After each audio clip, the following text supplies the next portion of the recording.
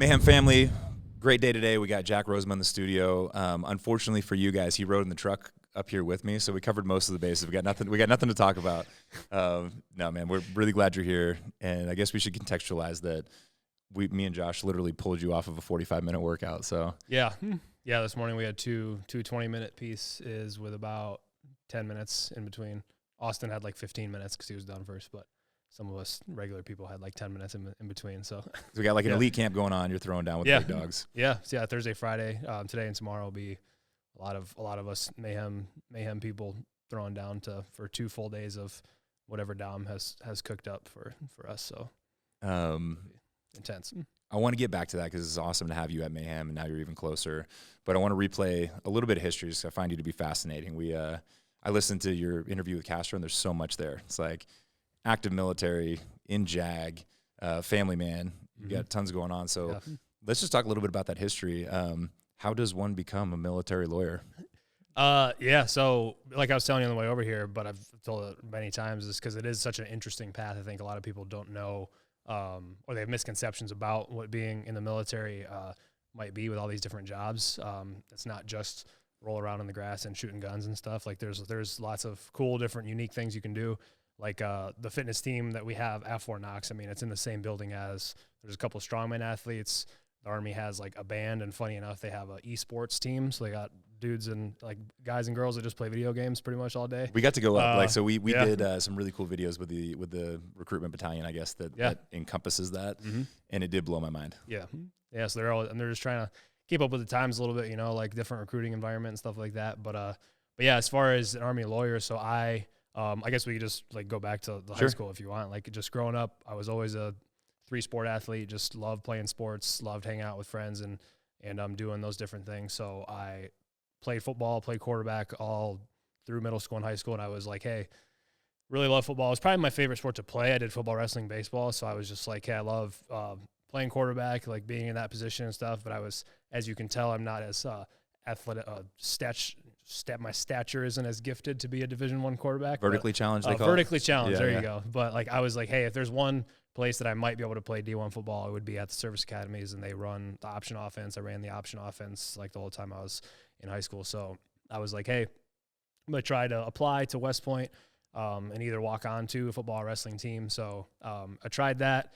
Didn't get in about spring break of my senior year, I found out. But that same week, I call it by the grace of God. I mean, I got a call from my high school wrestling coach that said, hey, Tom Ryan, who's the head coach at Ohio State, saw some film that I was sending out of just you wrestling, and he wants you to come just do like a preferred walk-on visit type thing. I had really, really good grades going through high school, which helped me. Doesn't hurt, that's for sure. It doesn't hurt because I wasn't by any means a big recruit or anything like that for wrestling. So I did that, went to Ohio State for undergrad, did ROTC and wrestling at the same time, and then just that enabled me to commission as an officer in the Army right around my senior year. I'm going to pause you there because you also broke down for me because I didn't have any insight into this.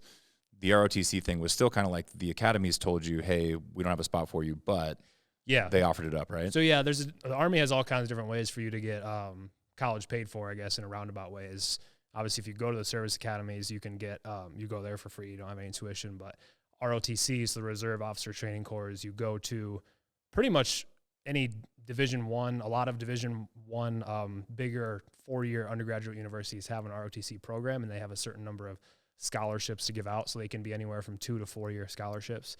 And so I was awarded a 3.5-year scholarship to have school paid for, undergrad paid for, with the requirement that I become an officer after graduation. So I applied to that, was awarded that scholarship, didn't know what I wanted to do as far as be an officer in the Army. I was kind of floating between a couple of different options, and I just landed on legal. Like I wanted to go to law school. A lot of different things about the job and being an Army lawyer interested me. So I was selected for that program. It's just called the Educational Delay Program, where you commission as an officer, but then you immediately go onto like an inactive reserve status while you go right to law school. Right. And so I was able to do that. So I just stayed at Ohio State. My wife and I were engaged at the time, and so we were living in Columbus. And then we that was around the time I just stayed in law school at Ohio State. So okay, and then that was my right around the time I kind of started getting into CrossFit too. Basically, I got done with wrestling, I knew I wasn't, once you're done with college wrestling, you get towards your senior year, you basically either are done or you try to make a world or Olympic team. And I wasn't at the level to even compete for a world or Olympic team spot.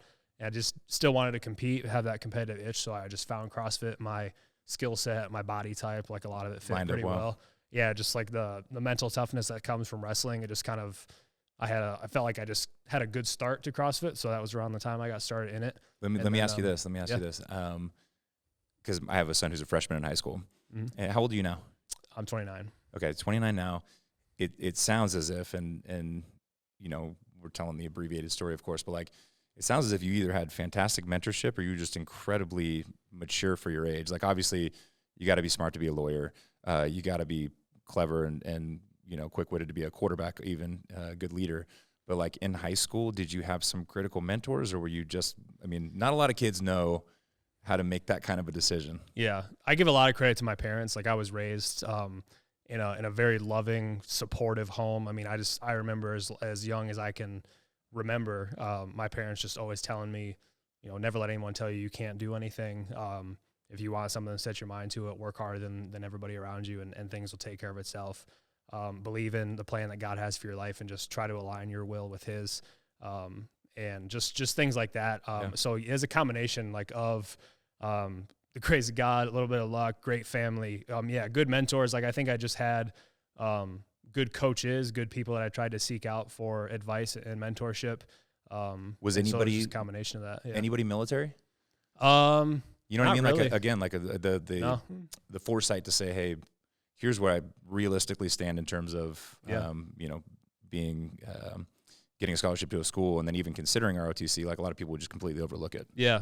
I don't, I can't really put a finger on exactly what it was. Like, neither of my parents were military. Like, I had a couple of cousins that were a little older than me that did military service too, but it was never like and you'll hear that all the time, that the Army or the military is kind of like a family business. Like, just like parents go in and then kids, and that's kind of how the cycle goes. But I just always had, just some kind of drive, I guess, just to serve. Cause I think I did always, from a younger age of like early high school, I always found those stories of people that did great things in the military and that were just service oriented and put others in the organization in front of themselves.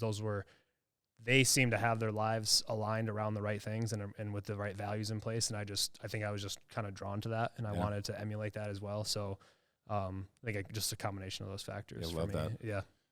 So sorry, when I stopped you, were saying that. So CrossFit seemed like a great fit. You kind of threw your back into that.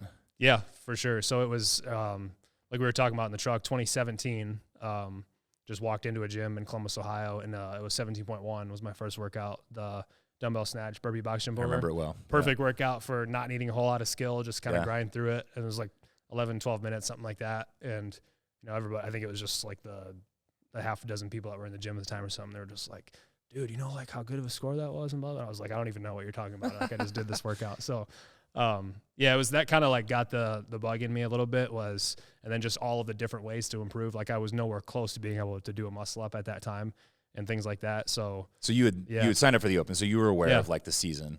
Yeah. Or were you already watching the games? Exactly. That's what got me into it was, I think, 2015 a little bit, but primarily 2016, watching the games like on ESPN was what really got me interested in just even going into a gym in the winter, spring of 2017, was just seeing how devoted to their craft those people were, about how just the chosen suffering of the sport and the constant improvement, and just looking at the different metrics of how to improve yourself versus your competitors and stuff like that. And love that. It's a good reminder too, man. I think, you know, not that I don't pay a lot of attention to internet squawking, but they'll be like, this guy came out of nowhere. And I'm like, no, wait a minute. Like, he's D1 athlete, you know, so of course you show up, and dumbbell snatches and burpee box jump overs are going to come somewhat naturally. How long was the rest? Like, how long did it take you to kind of get that next set of necessary skills? Yeah, I would probably say a good couple of years. Okay. Like, it was 2017 was the Open. I didn't do much CrossFit that year because that was my first year of law school. So I still had eligibility of wrestling. Like, I was my first year of law school. I was not a starter, but in 2 different weight classes for a starter, I mean, on the Ohio State wrestling team, I was not a starter, but in the 184 and 197, I was basically the number 1 backup. Like, they were basically like, hey, and it happens all the time, if so-and-so tears his ACL or so-and-so does this, like you're out. the season. Like we need you to go to the Big Ten tournament and like represent the team at least to try to score points that way. So that was always in the back of my mind. So I would say, which didn't actually happen. Like I just finished my wrestling career in 2018, trained a little bit more. And I would say 2019 is when I really kind of stepped it up and like started to try to qualify for competitions. And around that time, I was learning how to handstand walk and do ring muscle ups and, actually snatch with good technique and stuff like that versus just like knuckle grip and everything and grip stuff. And rip. So, yeah. I don't want to go over this detail because like Sam DeMeester's eyes lit up when he told me this. I love watching wrestling, but I'm not inside baseball with it. Mm-hmm. You're apparently like your sparring partner, or I don't know what you call it, the guy that you would wrestle with frequently was like a legend, right? Oh yeah. I mean, so he's probably talking about Kyle Snyder. Like at the time, so when I was at Ohio State, 2013 to 2018, we, as the team, won 3 Big Ten championships and the national championship in 2015. Oh, wow. And particularly the upper weight, so I was 184. Weight classes go from 125 all the way up to 197 is 9 weight classes in there, and then heavyweight is 285 or 275, I think. And so I would wrestle guys that were 160 all the way up to heavyweight. And so in that weight range, we had all kinds of world and Olympic team members, either currently on Ohio State's team or recent graduates that were just training in Columbus.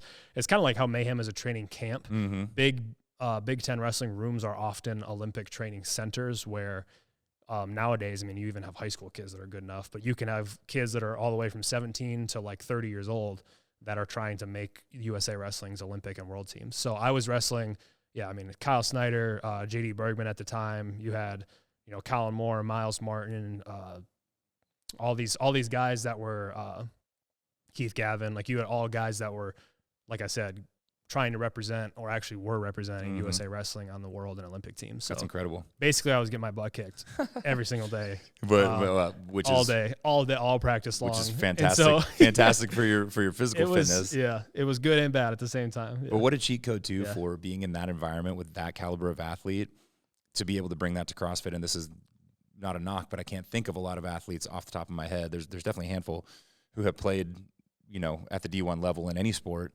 Do you find that translates? Like, is the confidence absolutely carry over? I think it's because CrossFit is such a mental sport. I think so, and I will say this over and over again. I don't think any sport prepares you for life better than wrestling does, because when it's just you, when it's man on man or woman on woman now. I mean, I love that it's girls wrestling is its own sport now too. It's all of your preparation, training, mental fortitude, just like CrossFit, but when you're doing CrossFit, you go out there and it's basically you against the barbell. I mean, you're going against people in different lanes and it's whoever gets the fastest time and stuff, but wrestling is you're literally imposing your will on your opponent physically. And it's just you and you step on that line and it's the two of you in that circle. I mean, there's no feeling like that. Like when you get physically dominated or you are the one that does the domination of your opponent. I mean, it's just a different feeling. So I think bringing that into a sport like CrossFit is a huge advantage because you've kind of been at the pinnacle of as much mental pressure that you can put on yourself, that others can put on you, and the highs of victory, the lows of defeat. I mean, it's all been there, and it's just like anything else in life. The more reps you get into it, you just get better and more accustomed to it, and it just kind of becomes another day. You still get nerves, and you still get the expectation of performing at your best, but when you go from zero athletic experience as a team or like a college level, let's say, let alone, especially like an individual sport, I think it's huge. Well, yeah, I mean, even the intangibles of like, you go into the corral, you warm up, you go into the corral and you're waiting to go out onto the competition floor. A lot of people don't even know how to deal with those jitters. You've been on big stages with not to mention that your opponent was trying to kick your ass, which I think that builds a different kind of fitness as well. Yeah. Where you're right. I can put the barbell down. Like if I'm out of breath, like the breaks are on my terms. But and I don't think I've ever, it's hard to say. Cause like what I was going to say is I don't think I've ever been as tired during a CrossFit workout as I have in a wrestling match. Cause like what you just said, the barbell doesn't fight back. The dumbbells don't pull your head down when you're tired. And so, I mean, just wrestling, it's like you can be dog tired, have zero left, and if your opponent's still pushing on you, pulling on your head, stuffing your back down, like it's hard. It's insanely hard to deal with that mentally because you just want to break from it. Like you can take a break in the middle of a workout. So it's different feels, but it's it translates. For sure. when I worked at CrossFit, they used to bring this legendary Garth Taylor was a national champion and world champion in his younger years, jiu-jitsu, and twice a week we would train, and none of us were good. We had fitness, but we just burn out real quick. But one of the first times they put me up against brown belt or something, and we were just sparring, and he was doing it right, but I tried to tap out just because I was tired, and he was like, "Nah, dog, that's not how it works. We're not doing that today. You can't. We don't. But that's not how you play the game." That's funny. Yeah, it was funny, but I always that was what I always noticed was like, man, this is probably the best thing to prepare you, and the physical, getting used to suffering. I can think of a handful of legends who at least have some wrestling background who then went on to have like a really successful CrossFit career. Yeah, I'm still waiting for it to be like a sanctioned event, like not a sanctioned event, like a legitimate, like, hey, this is a workout 7 is a fight to the death, a bracket style, takedown tournament. Or 40 men will enter and 1 will leave. Yeah. You are the champion. Okay, so then we jump into you start actually competing. Yeah, and let's use that as a jumping off point. Like, did you feel you started going to these bigger competitions? Did you ever have that feeling of like, oh man, don't belong here? It was definitely humbling getting to, I think, Granite Games-ish 2021. Because COVID was kind of, for everyone, unfortunate timing and stuff, because that was kind of right as I was getting into it, and then a bunch of comps got canceled in 2020. But, I think it was definitely a Granite Games 21, semis 22, that it was like just realizing that there's levels to this, like just like any kind of everything in life, there's always going to be somebody better that you can learn from, that you can look for areas of self-improvement, because there's just different levels that you can continue to climb in the sport. So I don't know if I really ever felt like I didn't belong, but I definitely just saw the gap of like, I'm here, and to be really great, I have to improve myself in all of these different areas to the nth degree, and it's going to take a lot of work to get there. So that was kind of around 21, I would say. Yeah. And just have the timeline right. Law school ended when? 2020. Okay, so 2020. Yeah. But one thing we haven't mentioned, your dad. My dad? You're a dad, correct? Oh, I'm a dad. Yeah. So I am a dad. Yeah. 2 girls? So I have 2 girls. Yeah. My Riley is 3, Jordan is 1, 2 daughters. So you got newborn kids around this time too, right? Yeah. So Riley was born August 21. Jordan was born November 23. So kids mixed in there, and that all the credit to that goes to my wife. She's amazing. Okay, I was gonna say, how on earth do you balance it? She's in the trenches every day with them. Just fighting for her life at home. It's such a blessing. She's a stay-at-home mom, so we've made that work, and it's like, I'm so thankful for that. It's such a blessing. I think it's different. Everyone's got different things that fit their family the best. Some people don't. They both want to work. They have to work. Blah blah blah. It's whatever is best for you and your family. But she's been able to be home with them and she never once complains. She never once like, hey, you're gone too much. And I, as the leader of my family, it's I've tried to make it the best for everyone. Like if it's just like a year by year thing. We analyze it year by year of like, hey, are we happy where we're at? Is it fulfilling? Do we want to keep, doing this whole competition and along with my job and with raising the girls? We just kind of, put our faith in God that He's leading us down the right path, and we just look at it, analyze it year by year. And so whenever it's time to maybe move on from the sport, we'll address it at that time. But it's through the last few years, at times it's definitely hard because it's not you're not because CrossFit we talked about it a little bit this morning. CrossFit can be such like a selfish sport, right? Like you have to be selfish in order to be great in like a sport like this. So there's nights where it's frustrating because I'm like, hey, I want to get more sleep, but then it's just kind of like this cycle because I need more sleep, I need to meal prep, I need to do mobility and recovery, and again, Melanie is awesome and great, but it's like an internal struggle for me because I'm just dealing realistically, I'm just dealing with things that maybe other athletes that I'm competing against aren't. Totally. And that's no one's fault. That's my own. Yeah. That's not like a dig to them. It's not like a, oh, poor me pity thing. It's just like, cause I've made that decision and I would never trade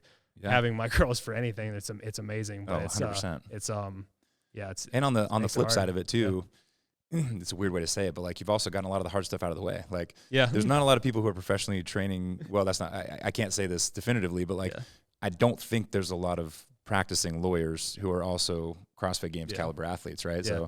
So you did well. And that's one of the things, going back to kind of just like maybe some misconceptions about the Army is, so the reason I've been able to really do it the last couple of years, pretty at the high level of CrossFit that it demands is the Army, like I said, has a CrossFit team at Fort Knox, and I've just kind of been able to be a attorney for United States Army Recruiting Command in kind of like a hybrid capacity. So I do work at the office, but I'm definitely, honest to God, like I'm not there 40 hours per week in the office. So I've kind of gotten this little bit of freedom to do both roles, because like I'm not on the Army's fitness team on paper, but it's just the understanding of like, hey, I meet my expectations, I do my work, it gets done in a timely manner, and so I'm kind of able to do both in that way. And I don't think I would never really be able to get that situation in like a law firm job or a government attorney job in like a federal government office or something like that. So I'm, again, very blessed with my situation, like just to be able to do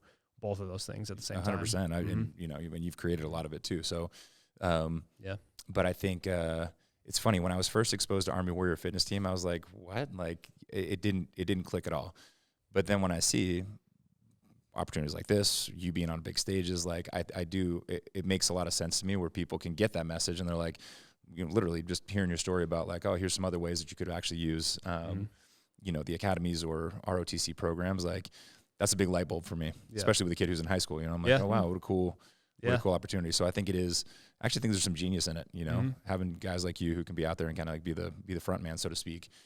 Okay. So now you guys are you're reevaluating every single year. Last year must have thrown a kink in the works because you had a really good year. Yeah. It was nice to see the work pay off a little bit, you know, to finally get to the games, to break through, being close after a couple of years. So, it's just like, you know, it's having Mayhem be so close to us now. You know, we live in central northern Kentucky, so it's not that far away. Just to have that resource of just being able to come here for things like, you know, maybe quarterfinals or in-affiliate semifinals this year, competing at the Mayhem Classic now. So it's great. It's a great environment for me to just be somewhat close to it, and like having Jake as my coach helps, and just things like that, to where in my job situation, it's just like, hey, as long as I keep enjoying it, like my wife's not trying to divorce me, and everything is just like, you know, there's bumps in the road, everyone has struggles here and there, but as long as it's like year to year, there's improvement, and I feel like I can continue to get better and still throw down with the best in the sport,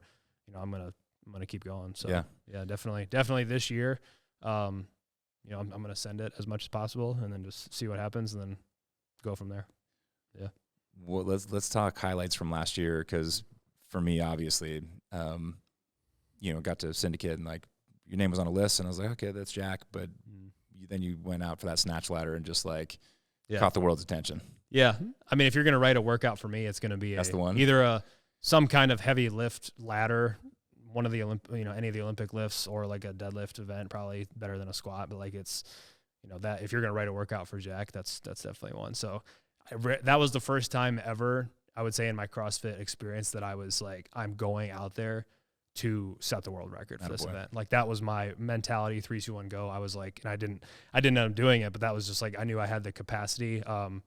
In the back of my mind, I think just afterwards, I was like, well, that was dumb, because I forgot Guy was competing too. Like, but like, I think Guy set aside with Olympic lifts, it was like, you know, and maybe he misses a couple of reps here and there just as a freak thing, and that would open the door for me. But it was just, that was me taking advantage of that. And I knew Sunday would be a big day going into semis. Yeah. Just even when because you know, they released the programming a couple weeks before. And so I kind of knew that if I managed the run workout, if I didn't crumble on the handstand walk workout, and I got to Sunday with those last 2 events, still with some gas in the tank, like I knew it was going to be good for me. Yeah. So yeah, absolutely. It worked out pretty well. It's kind of funny story. Like, I told Jake this too, cause my girls, we actually brought them to Knoxville. Awesome. And we were in the hotel room, me and Mel, and the girls. And so they were, it was a grind, because Saturday night into Sunday, I probably got 3 hours of sleep. Probably. Oh no. Like, just because I think Jordan was just screaming her head off and like wouldn't go to sleep. And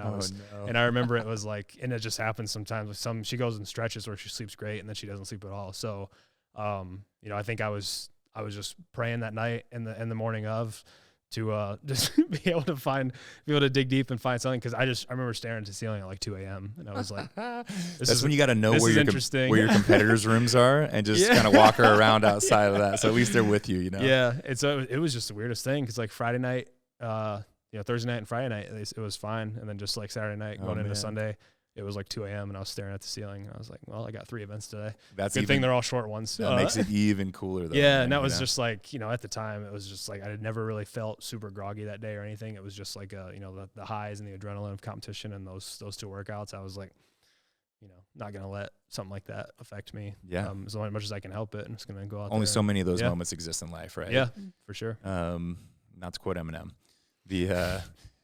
Okay. And then what I thought was even cooler than the event was your interview afterwards. And I was like, oh, this guy is Mayhem. Like it just was, it was really cool and it was clearly very authentic, but you obviously have an amazing relationship with God. And I thought nothing really more than to say kudos for that, but it really kind of poured out of you.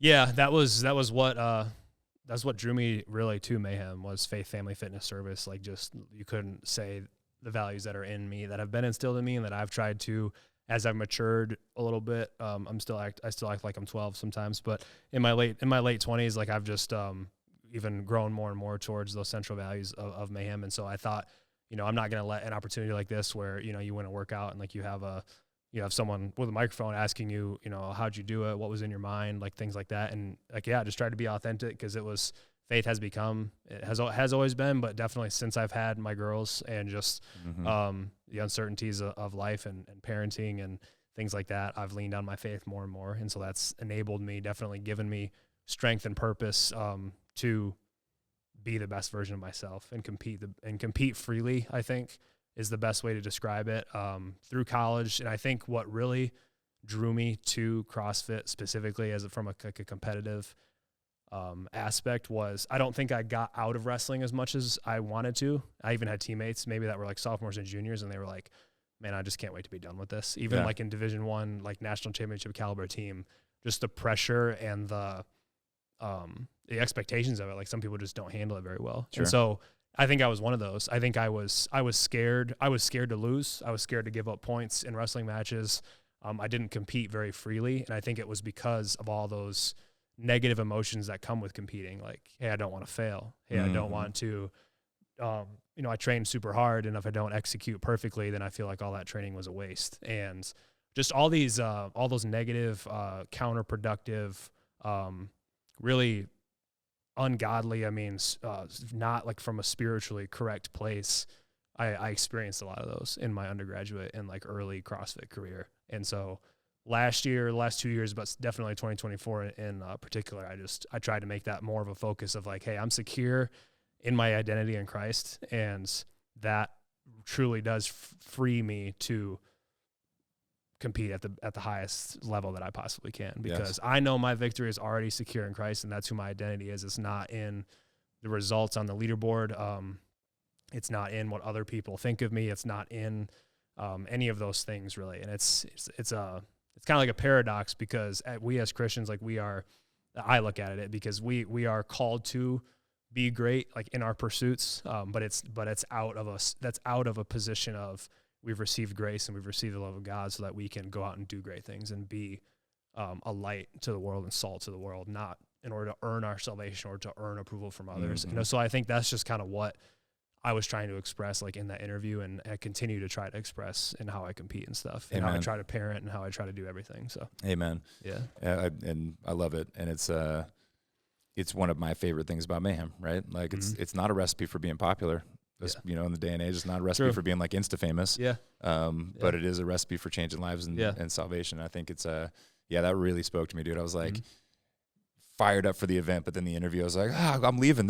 We're done. This is it. Cut it, roll it. We're done. Roll it. Send it. How about the games, man? How was your experience at the games? It was a weird year. Yeah, it was. And it was just like, obviously it was super intense morning. Like for me going into the swim event, like I knew it was going to be my worst event of like, I'm not a good swimmer and stuff. And so, that was just all of the nerves. Like it was good nerves, going into it. And then it was like, we were talking about in the truck ride over here, it was just an insanely fast run. Yeah. I was running like close to a 6-minute pace and was not even in the top half of the run.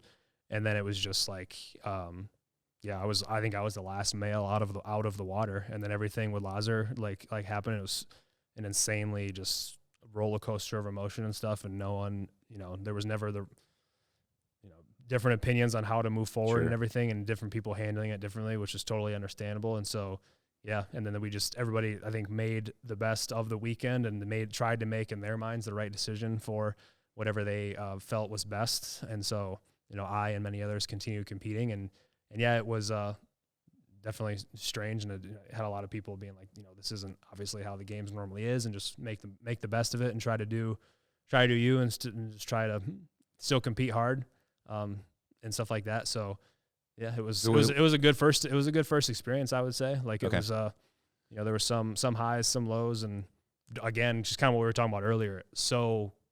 Such an apparent example of like, okay, now I've made it to the games, but there's still such a level of improvement to be had. Like, just all the little execution things matter, all of the transitions matter, all of the, hey, you have to know how to pace, how not to pace, like, just, and you already know all these things, but it's just like, it's taking everything you know about CrossFit and just elevating it even higher. And so you're still learning. Yeah. What are those? Like, if you're looking at a sheet and you're like, all right, check, but there's a big gap here. Like, you just mean strengths and weaknesses for me? Yeah, more or less. Yeah. Like, you're saying there was learning experiences and you saw what that gap was between where you are and where you need to be. Like, are there, a lot of it, I think a lot of it was just like actual movement specific weaknesses for me, just technique shortcomings in different workouts, and just knowing where to really send it in workouts and where to pull back a little bit. Yeah. And I mean, I'm someone who's horrible at like negative splits and trying to just correctly pace a workout, for lack of a better way to say it. So, I'm someone who, just very competitive by nature. So to see someone break out in front, it creates a little bit of anxiety for me, like on the floor. So I always want to be out in the front for as long as possible, near the front at least, because otherwise I feel like I'm falling too far back. And so there's just really a gap. It's just like in certain movements, like particularly for running, it was a heavy running games program. So, and for me, I was bottom half probably in running, and that's probably a generous way to put it. And so that just didn't bode well for me in a lot of the workouts. So it's just building capacity in certain movements, and just figuring out how to pace it correctly, round splits, negative splits. And you were telling me about, I think the Mayhem performance coaching, or like having a coach, it was interesting. You said we've got a room full of heavy hitters down there, but you guys specifically talked about pacing, which you kind of just covered why it's so difficult, but that's such a critical skill on top of all the things you have to just be good at, right? Yeah. Yeah. It's just, a lot of people think CrossFit is, look at a workout and then just try your hardest at it and do it. But like, you can break it down to such a granular level, and all the performance coaches are great at articulating that of, hey, identify your limiters, identify different ways to analyze, where to push in a workout and where to not push in a workout, and just maybe looking at things differently in just a different lens. I think it's just getting different perspectives with people that have been there and done that, which is a lot of what Mayhem staff they have such a database of knowledge and stuff. And so I think that's a great thing about being here, is what I'm trying to learn about more this weekend. Yeah. Mm-hmm. And you look like you're having fun in that room. I think a lot of people, do you love that? So again, for context for people, Hatfield's in town. Basically many games caliber athletes are in town. You guys are all in one room working out. Some people don't like that, right? They're like, I want to save that for competition or for the games or whatever. Is that good for you? I absolutely love it. Yeah, good. I do. I love it just at a lot of different levels, and mainly I do train alone most of the time, just because I'm often training at different hours that someone I'm still like, I am able to train kind of more in the middle of the day now. It's not as early and as late as I did my first couple of years, but being around and just training with someone is a nice change of pace for me, because I often don't train with people. Yeah. And I think it's, and I think for me, it's not something to where I feel like I'm giving up something, or I'm giving up strategy, or I want to save that just for the competition weekend. I think it's like a little bit, I like the camaraderie. I like the little bit of trash talking, and like a little bit of, just bumping elbows with people. I think and it kind of just goes back to wrestling, right? Like, I think sports, I'm just used to sports being so intimate and like close and just with your competitors and stuff. And so I think CrossFit can be very like, hey, everyone go their separate ways until it's actually time to throw down a little bit. And so it's that, and just also it's a different perspective when you're around other people than training by yourself all the time. You can, you can compare it's a lot of self-improvement. You want to beat yourself, your version of yourself from a month ago, a year ago, and stuff like that. But it's kind of like that adage of like, you're the average of the 5 people you spend the most time with type thing. And so I want to expose myself to other great, successful, driven people as much as possible in person, because I think it makes a difference. Oh, for sure. And, I think you also have to, it's got to be the right people, because you got to, sometimes you got to compartmentalize. Rich used to always get mad because they'd be up here in the barn or something, and like, they would make an agreement in advance. They're like, hey, today it's kind of a deload day. We're all covered, whatever. And then all of a sudden, like, Guy's pulling the rower like he's trying to pull the handle off of it. And he's like, no, we're not doing that. Because if you do it every single day, you could burn yourself out. I think it was, I don't want to call anyone out, but I love Luke. And I think it was a workout they were doing, I just remember watching a video. I think it was here at the barn where it was one of those. It was like hey, this is a not send it kind of day. And Luke just was just like running a 400 at like a 110 pace or something. Yes. And I think Rich was like, if you do that again, like, you're not coming back here. Yeah, man. Yeah. Luke. And so I love that. Like, I just love how we can be, as a Mayhem community, it can just be that, like, hey, we're cool and we're going to love on each other and love on others. But at the same time, we can be like, bro, stop doing that right now. 100%. It's not good for any of us. Yeah. It's not good for any of us. Yeah. So realistic, like, I know you year by year, God's the main focus, but realistic expectations or kind of goals for this year especially. Yeah, definitely. It's a new season structure for everyone. So my goal is to make it back to the games and do better than I did last year. I mean, it's hard last year to compare it because, it was just with the experience and a bunch of people pulled out and stuff like that. But I think I'll kind of know that as I get closer to the games. I mean, so I would like to go to the games and finish in the top half. I mean, it's a kind of a year for me where I'm kind of not in a career transition yet, but I don't have, and I'm open and honest with this about everybody, I don't have any intentions of like retiring from the Army or being in the Army for super long term. So I think this year, some stuff I'm kind of keeping close to the chest is just like the focus is being the most present father and husband that I can, being a devoted follower of Christ. And then I think those things are first, and then it's like whatever happens with CrossFit happens. Yeah. And I'm gonna enjoy the ride either way. And so those are my realistic goals, and just I want to love my wife and give myself up for her as Jesus gave himself up for the church. There's that verse there. I just think of that in marriage all the time, where this kind of like wives submit to their husbands. And so that topic gets brought up and it's kind of looked at in a certain way. And then it's like, but I try to focus on my part of that verse where it says, and husbands, love your wives as Christ loved the church and gave himself up for her. So I think if I'm going to actually say I'm a devoted follower of Christ, I have to look at my marriage and my family as I'm literally giving myself up for my family as Christ gave himself up for the church. So that's my focus in everyday life. I mean, trying to just grow in wisdom and much as I can with empowering my girls to outshine me in every single way, right? Yeah. And so I think I can't have a career, do those things, and win the CrossFit Games. Probably all three of those. Probably can't do that. Let's just say, let's just be honest with ourselves. And so, I'm gonna come throw down at the Classic. Yeah, you are. There's gonna be lots of guys. I mean, lots of legends there, right? Like I think Royce is coming. Like Sam COMM-MAYHEM is coming. Like it's a lot of the Mayhem crew. I mean, just like not people that maybe a lot of guys are a lot of people are picking for the podium at the games this year and stuff. But it's gonna be, I wouldn't say my goal is to come here and qualify for the games out of the Classic, but it's like, hey, I'm gonna come here and try to maybe throw a wrench in Austin's plans or something. If there's there's a big lift or something, and I'm just gonna pick on him and Colton because I'm taller than both of them. So yes. Oh, dude, I saw you chirping them. Yeah. Like that was a spur of the moment thing. It was just like I'm just gonna throw this comment in there and just talk trash a little bit. Oh, it's perfect. I don't know. Yeah. I absolutely loved it. And wait, for the people that don't know, you basically said we got a pig farmer. Because they're the whole is like Colton is the pig farmer, Austin is the rabbit farmer. Yeah. And so I'm just calling them my pets for the weekend. They're my pet pig and my pet. That's bunny. right, Jack the Rancher. You heard it here first. Only because I'm taller than them. Like as long as Rich doesn't program any squatting, I'll be good. You'll be good. Zero squatting, just we're good. We know Rich doesn't like to go below parallel. I got a good shot at it this year. Well, that is gonna be a blast. But I think honestly, the attitude that you carry is it's a cheat code. because so many people who get wrapped around the axle and it's all my entire identity is performance based and I have to do this. And there's a whole wide array of this, right? But we've even seen some athletes who literally left the game because it was just too much for them mentally.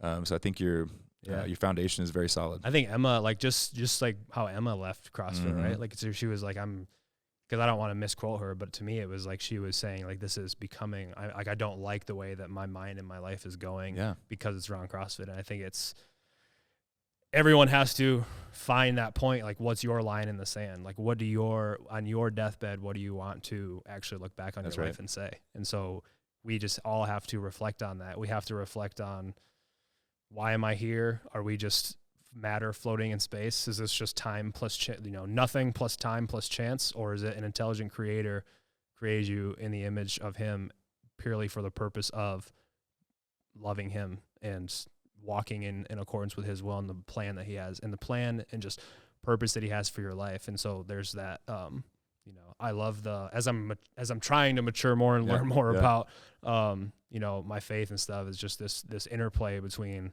the sovereignty of God, but then still man's responsibility. And I think it's something that we can't fully wrap our minds around.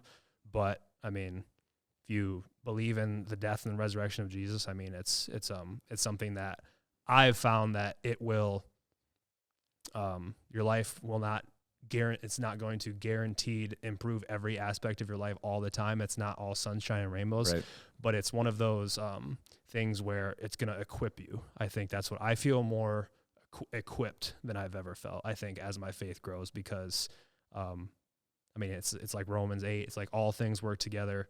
We know that in all things God works together for the good of those who love him, who have been called according to his purpose. So I think through the highs and the lows, we have faith that it's just going to work out for the good. It might not be what we think is good right now or even in the near future, but I think that's the best thing to attach your worth, your hope, and your faith to. So, very, very, very well said. Yeah. And what a cool opportunity for, again, this grouping of people, you being part of it, to be able to have a cool platform and do fun stuff, but also to be able to spread that message to a wider audience who otherwise sometimes wouldn't hear it. I think there's somebody in town, they're doing interviews, and we were talking about the faith component, and I think that we've had the really lucky opportunity to introduce a lot of people to faith. I love the way that you talk about your faith, and I think it's doesn't beat people over the head, but they're like, wow, man, that Jack's onto something, and I'd like to know a little bit more about that. So yeah, and that's what I want. I think I want people to just if nothing else, I just want, it's kind of what we're all just trying to do, is plant seeds, right? Like, because it's truly only God can change people's hearts. So I think it's just doing, and that's when I try to answer that question of like, what am I here for? Is it just to wake up, consume, pay bills, and then die? It's like, or are we working towards something? And especially, and a lot of this comes from having kids. I think just like having kids is the greatest. It's a game changer. It's such a game changer. Just one more, just because I, just reading actually this morning, it was a psalm that says, behold, children are a heritage from the Lord. And I love this just analogy, just as we were driving past Rich's archery range, I just thought of it. So this is kind of just spur of the moment, but it was, children are a heritage from the Lord, through the womb, like the fruit of the womb, they are a reward. Like arrows in the hand of a warrior are the children of one's youth. Blessed is the man who fills his quiver with them. And so I think it's just, that's a great analogy of what kids are. I think by default, I think the days and the world can be evil. And I think us as Christians are called to be a light in that world. And so I think I think the best thing that I can do now is send kids into the world like arrows are in the hands of a warrior. So I think that's the way that that's beautiful, that I try man. to look at it. I'm going to go read that. Psalm 127, I think 127. It is. Yeah. Dude, I could listen to you talk all day. We're gonna wrap it here, but for sure. Really interesting guy. Fantastic to have you on the Mayhem Athlete team, but just more than that, to be a forward face for Kingdom and just love watching you compete. Can't wait. Yeah. Cannot wait for the Mayhem Classic, dude. Like, I'm not blowing smoke. It's gonna be really fun. I hope it's one of the highlights. I'm confident it's gonna be one of the highlights of the CrossFit Games season. Gotta be the best in-person qualifying event, right? And in a different way. Like, we've got, obviously it's a different vibe. It's intimate, it's small. But again, I think that's also a benefit add, because let's say there's gonna be like 300 spectators or so. Like, they're gonna be close. You know, it's gonna not feel right. not like right I'm watching you from the nosebleeds. It's like I can hear you, you know, breathing hard. So yeah, it's gonna be really fun. Yeah, I'm looking forward to it for sure. Yeah. Getting back to more workouts now? I guess so. I mean, it's that's what we do. 118. Yeah. I think we got something else. We got after I think I just now started to stop shaking from this morning. So try to get some more carbs in me to work out some more. But we kind of do that on purpose. We like to see you guys when you look human. You know? It's like, oh, he hurts too. Yeah. I will look very human. So if you want to come watch the second half, I'll be there. Yeah. Coffee in hand. Yeah. All right, brother. Thank you. Yeah, for sure. Thanks for having me, Roy.